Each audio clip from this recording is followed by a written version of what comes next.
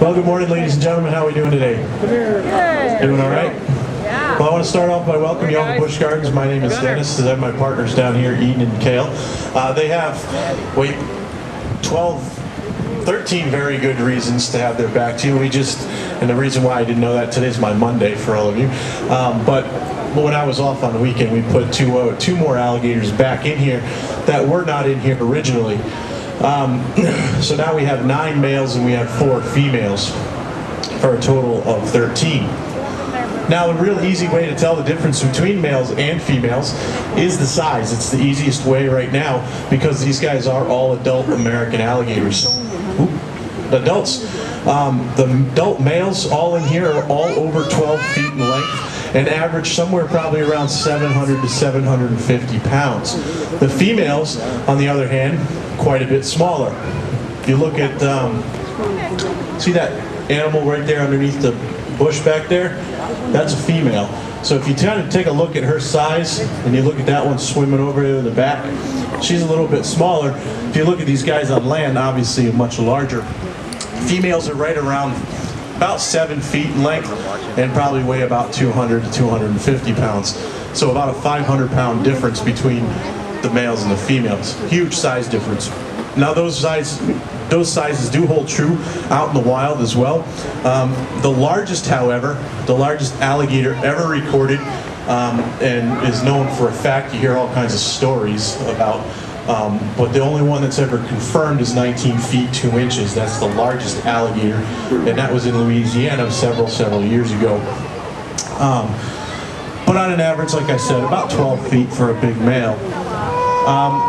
Some of the things, like I know it's hard to see them on land right now, but during the wintertime, you will start to see them come up on land. Now, for those of you that live in colder climates, disregard this next statement, but this is winter. And if you look at these guys right now, they're actually during the winter time for the next couple months, well, for this month, last couple months, and the next couple months coming, they're going to be concentrating on one thing and one thing only, and that's keeping their body temperature as warm as they can get it by using the environment around them. And the reason why they have to use that environment is why? Who knows? Because they're cold-blooded. Very good. Now, does cold-blooded mean that their blood is just cold? Well, it depends on the temperature. Most of the time, an alligator can get their body temperature up in a really cold day, and sitting in the sun, they can get their body temperature up into the 80-degree mark, which is pretty impressive if it's 30 degrees outside. They can get their body temperature up just by sitting in the sun. If you look at them, they're perfect for sunbathing. They're actually perfect for it. For those of you out there, your jacket, you're wearing a dark colored shirt, those shirts are going to feel that sun more than someone who's wearing a white colored shirt, right? Look at their skin. It's real dark. It's designed to track the sun. If you look at their back, they have all these big bony ridges along their back. Those are called osteoderms. There's a couple different reasons for having those, but the main purpose for them is to increase the surface area of their body so it acts kind of as a solar panel. There's thousands of blood vessels that run through those osteoderms, and every time the sun, while the sun is beating down on those osteoderms, it's heating up those blood vessels, and it's then passing the blood through their body and warming their body up. So then what's going to happen then, once they have been sitting out in the sun all day, you're probably going to see them start coming up here shortly. As soon as we're out of here, you'll see them start to come up on land. We'll get a couple big males up here in front. You get a really good look at them. But what's going to happen tonight, once the sun starts to go down, they're going to drop back into that water because it's supposed to be in the 40s tonight. Well, I can tell you this temperature of this water when we come in at 7 o'clock in the morning and we check that temperature at 7, it's probably right around 60, 62 degrees. So obviously a lot warmer in the water than it is on land. Now, remind you, we don't have it heated. All we do is have some fresh water running in here constantly, and fresh water coming out of the tap is about 72 degrees. So it comes in about 72, and it's about 60 in the morning when we come in. So it's pretty good for them, and actually it is a natural environment for them. It's about as natural as you're going to get. you see a lot of fish and the turtles around here. A lot of people always ask us, do they eat the fish and turtles in here? And it is actually a really good question because it brings up another good topic to talk about, and that is their diet. Alligators pretty much are opportunistic feeders, and basically what that means is that an alligator is going to eat what it can, when it can, and however much it can at that time, because it doesn't know when its next meal's coming. A lot of animals are like that. A lot of animals want to eat as much as they can while they have the opportunity to do it, because they don't know when the next meal is going to come. Now, pretty much what their main diet, though, is if you were to be out there in the wild and if you were able to look inside an animal's stomach, you're going to see a lot of things like fish, turtles, crabs, clams, snails, stuff like that that's real easy for them to eat. And the reason why they want to do that is because these guys here are very, very good at conserving a lot of energy. They need to conserve a lot of energy. And that's how they do it. Some of the other things you'll see them eat: birds, wading birds around the water's edge. You'll see them eat some, maybe some bigger mammals that might come down to the water's edge to take a drink. But a lot of people have always seen the big video of like the crocodiles and the alligators grabbing the big animals. Doesn't happen that often. And the reason why, like I said, for one, the main one is the energy, but also when an animal like this grabs something like that, they're at risk of getting injured. Because if you've ever seen a hoofstock or something get grabbed by a crocodile or an alligator, they kick for their defense. And that actually can hurt the alligator or crocodile pretty badly. So they don't want to do that as often as you might think they do, but it does happen, but not as often. What do we feed them here? That's the other good question we get, is what do we feed them here at Busch Gardens? Well, we feed them a variety of different things, but the three main menu items are fish, which is just a saltwater mullet that comes in a 25-pound flat that we freeze out, we thaw out.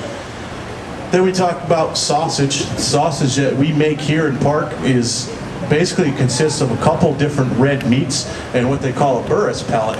And that burris pellet is basically a dog food that's manufactured for aquatic type animals.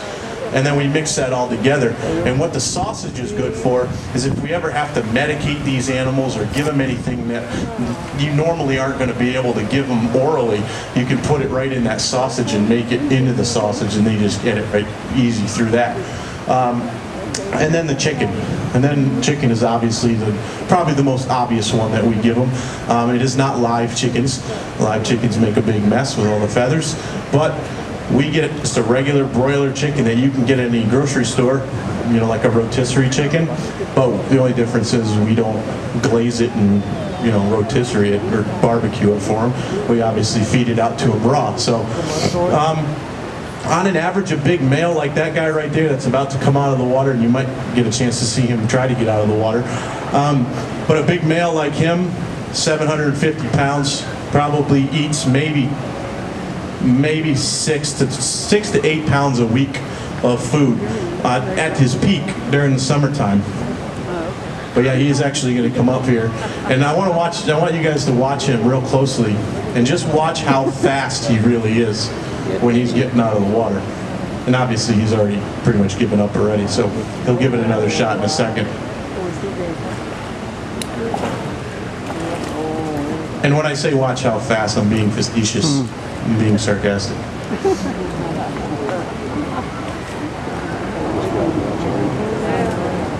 Wow, 710 pounds.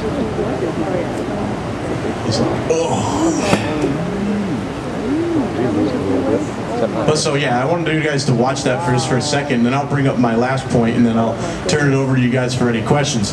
How many of you have ever heard of stories about how fast alligators can run on land? You know, a lot of people always ask us questions: can they really outrun a horse off the start? Can they outrun an Olympic runner and all this other stuff? And you tell me. I mean, you just watched him come out of the water. I think what the misconception is that they say that there's this story that goes around that a cop clocked an alligator crossing the street down an alligator alley at 25 miles an hour. Now, if you've ever seen anything that runs, think about the fastest animal on the planet. What is that? The cheetah, right? Look how long their legs are. They're all legs. Body is a leg and a really long tail.